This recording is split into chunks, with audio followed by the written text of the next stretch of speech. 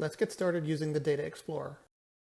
We are going to take a look at the Data Explorer user interface. In this example, we have taken the Cancer Genome Atlas's ovarian and liver cancer clinical and genomic data to construct an integrated clinical-omics data model as seen in the ontology on the left. We've organized the TCGA clinical data into logical groups such as demographics, which includes fields such as patient ID, date of birth, and gender, among others.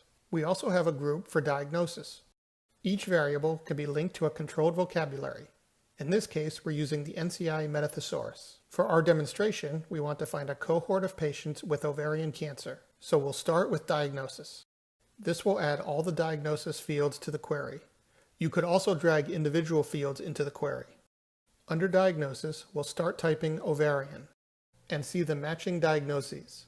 We can select one or more subtypes of ovarian cancer. We will choose the ovarian neoplasm group and let the Data Explorer find it and any subtypes. And we see that the results preview shows any subtypes of this group.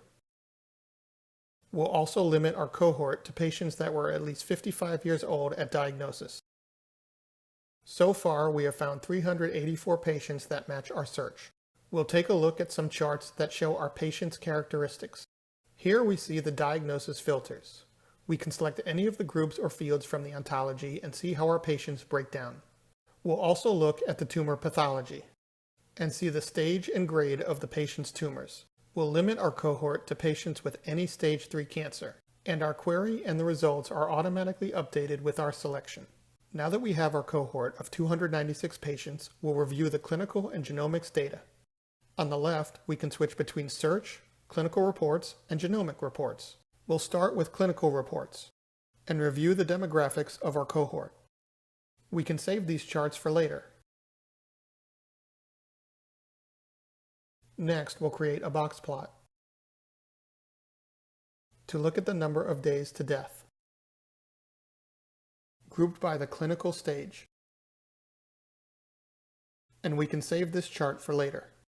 We can also explore the genomic data for our cohort. First, we'll look at the DNA methylation data in a heat map and save it. Then we'll explore the variation reports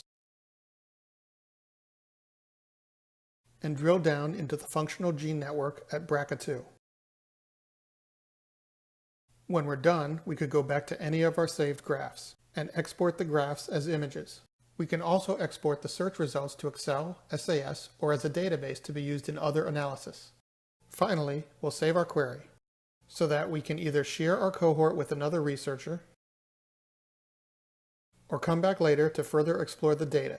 Here, we see the queries that we've saved and shared with other researchers.